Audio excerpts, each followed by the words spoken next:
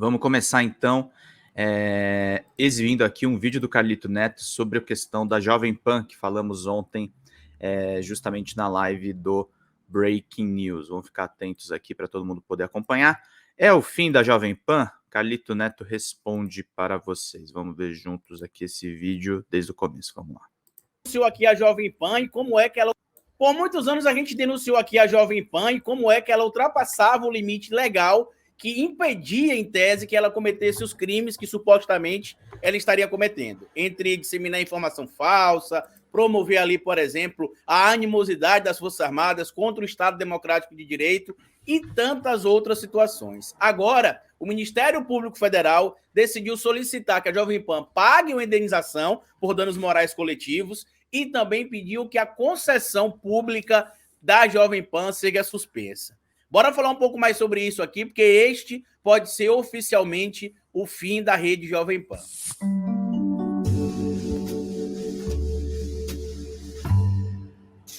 Pois bem, meu povo, antes de seguir esse vídeo, eu queria pedir a você que deixasse like no começo do vídeo, porque se deixar lá para o final, você esquece. E queria pedir a você também, se puder colaborar com o nosso trabalho, que seja membro do canal, apoiador. É uma maneira que vocês têm de manter o nosso canal existindo aqui de forma independente. E se puder colaborar de outra maneira, além de ser membro do canal e apoiador, eu peço a vocês que colaborem também com o nosso Pix. O Pix do canal é esse que está aparecendo aqui. E você pode colaborar se quiser, quando quiser e se puder. Hoje eu quero falar com vocês sobre uma coisa que há muito tempo eu denuncio aqui nesse canal. A gente começou, inclusive, falando sobre isso quando citamos algumas denúncias da Jovem Pan, em específico em 2019 e 2020, e também sobre o canal da Jovem Pan aqui no YouTube, que a gente também denunciou por diversas vezes que o canal estava infringindo as diretrizes da plataforma do YouTube, que ele não poderia continuar monetizado. A plataforma ignorou, lamentavelmente, por muito tempo. Mas assim que chegou ali, entre setembro e outubro de 2022, as coisas começaram a mudar e a Jovem Pan passou a ser desmonetizada e também está até este momento, né, sem nenhum tipo de monetização, pelo menos não pela plataforma do YouTube, no canal.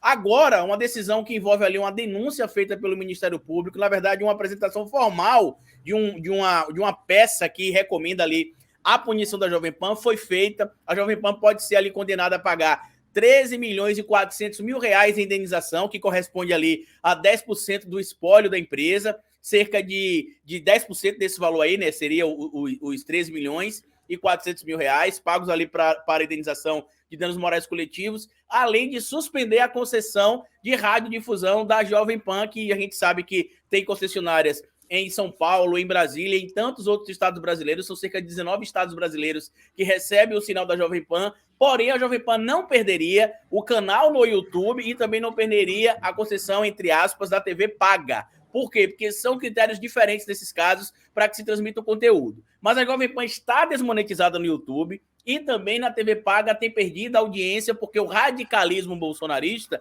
começou a migrar agora para a CNN Brasil, que é uma emissora que lotou lá de novo de bolsonaristas. E eu quero trazer para vocês aqui alguns materiais que eu encontrei como fonte, porque a situação é muito mais grave do que muita gente imagina, tá? Não só está solicitando ali a suspensão, a revogação da concessão da Jovem Pan, está se pedindo a indenização, mas também está pedindo-se ali que a CGU, a Controladoria Geral da União, não pague patrocínios ali, não pague publicidade para disseminar o conteúdo do governo na Jovem Pan, porque a Jovem Pan estaria ali fora dos critérios legais para ser enquadrada ali como critério, né, para que ela fosse aceita como um dos veículos de comunicação que poderia divulgar os feitos do governo aí, que é um caminho tradicional para os veículos de comunicação.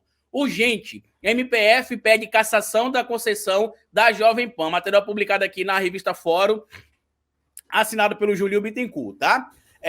O pedido foi feito em função da vinculação sistemática da rádio em sua programação de conteúdos que atentaram contra o regime democrático em específico. O Ministério Público Federal ajuizou uma ação civil pública pedindo nesta terça-feira, dia 27, hoje, o cancelamento das 3 concessões da Jovem Pan. O pedido foi feito em função da veiculação sistemática da rádio em sua programação de conteúdos que atentam contra o regime democrático. E aqui eu quero trazer para vocês qual foi o período que o Ministério Público Federal analisou, né, para poder chegar a essa conclusão dos supostos crimes cometidos pela Jovem Pan contra o Estado Democrático de Direito, contra a lei 4.117 de 1962, que cuida ali da radiodifusão brasileira, e também o que diz respeito ali ao período, né? O que é que foi dito, por exemplo. O período analisado foi do dia 1º de janeiro de 2022 até o dia 8 de janeiro de 2023. E ali tem diversas falas que foram analisadas, entre elas, por exemplo, as falas ditas ali pela Ana Paula Reickel, pelo Augusto Nunes,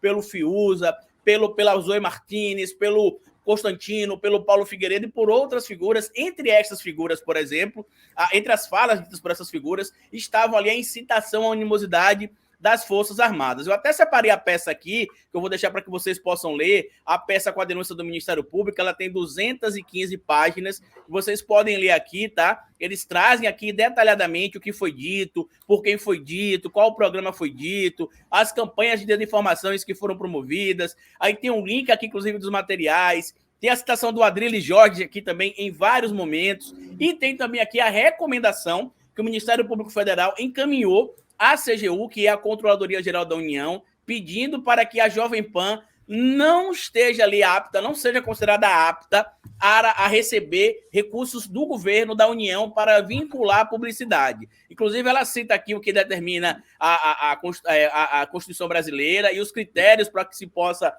ser entendido ali como uma empresa apta a receber esse tipo de publicidade. No caso da Jovem Pan, que atentou contra o Estado Democrático de Direito, contra a própria Constituição brasileira, contra a legislação eleitoral e tentou ali, inclusive, contra a própria legislação que cuida da radiodifusão brasileira, ela está sendo agora, nesse momento, punida. Para muita gente, isso pode não significar nada. Para a gente que está aqui há muito tempo denunciando esses crimes que, em tese, estavam sendo cometidos pela Jovem Pan, significa muita coisa, porque foram 4 anos, mais incisivamente durante o período de Jair Messias Bolsonaro, disseminando sistematicamente desinformação diária, no programa Morning Show, no 3 em 1, no programa o Pingo nos Is, e recentemente no Em Frente, se não me falha a memória, que era o programa que estava sendo conduzido também, se não me falha a memória, pelo Thiago Pavinato, que está sendo ali processado também pela AGU por associar membros do governo com bandidos, com criminosos, e eu espero que o Thiago Pavinato se dê mal, sabe por quê? Ele entende muito bem como é que funciona o direito. Eu debati uma vez com o Kim Kataguiri, eu e o Guga Noblar, versus Kim Kataguiri e Thiago Pavinato. A pauta, Lava Jato. E o Thiago Pavinato não ficou do lado da Lava Jato.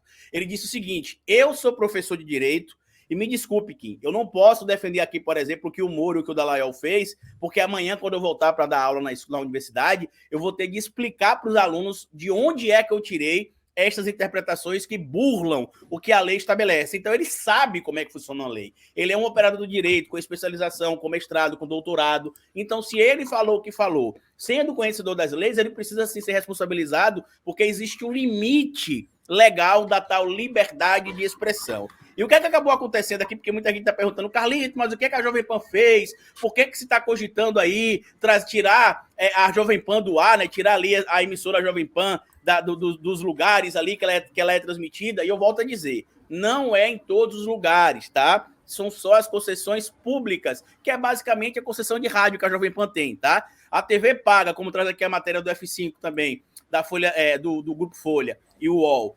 e o YouTube, eles não serão afetados. Só que tem um problema. A Jovem Pan não está sendo monetizada no YouTube. Se perder a concessão de rádio, vai deixar de ser vinculada ali em vários lugares do Brasil, tá? É onde está ali muita da audiência da Jovem Pan, inclusive. E a TV paga, a gente sabe que parte do que mantém a publicidade nos canais de TV também são publicidades de órgãos públicos, que a Jovem Pan não estaria apta a receber. E o que é que diz aqui a Constituição Federal Brasileira, no artigo 221, sobre a produção e programação de emissoras de rádio e televisão, que tem ali a concessão pública, né? O que é que elas terão de fazer? A produção e a programação das emissoras de rádio e TV atenderão aos seguintes princípios. Artigo 221, inciso 1º. Preferência a finalidades educativas. Opa.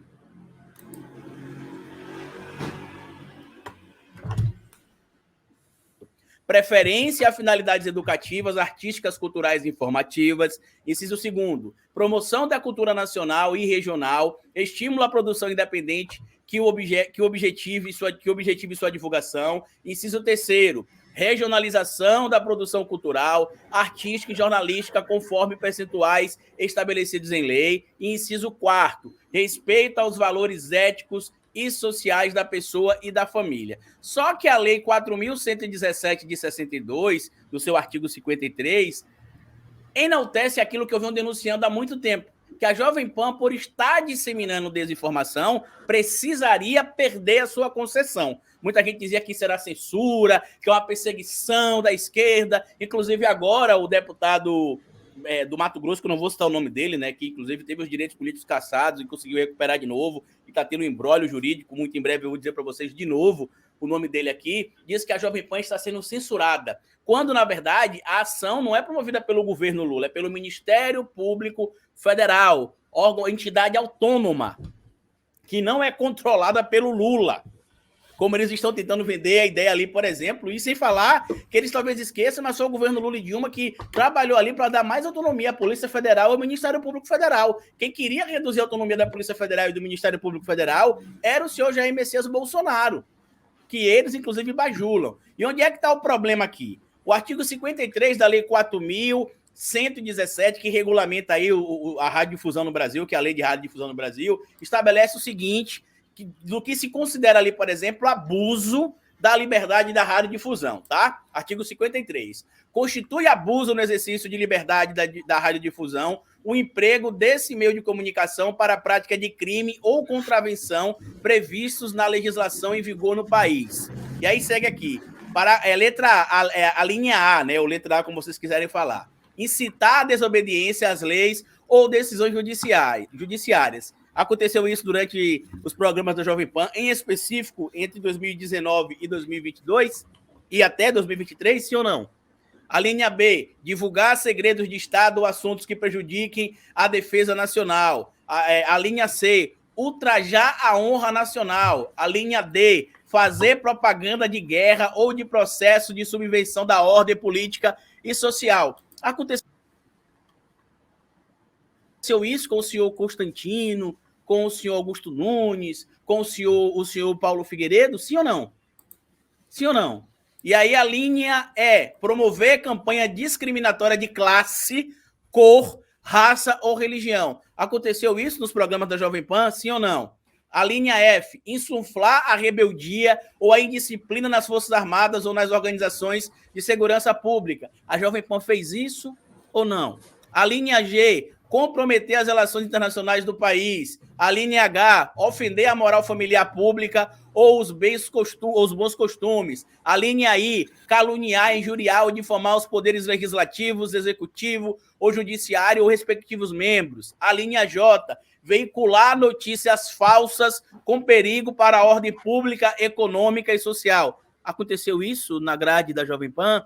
A linha L, colaborar na prática de rebeldia, desordem ou manifestações proibidas. Ou seja, a Jovem Pan praticamente gabaritou tudo isso aqui. Então ela vai ser condenada ali, provavelmente, tá? Mas, lamentavelmente, eu tenho que trazer uma informação que não é tão boa para vocês.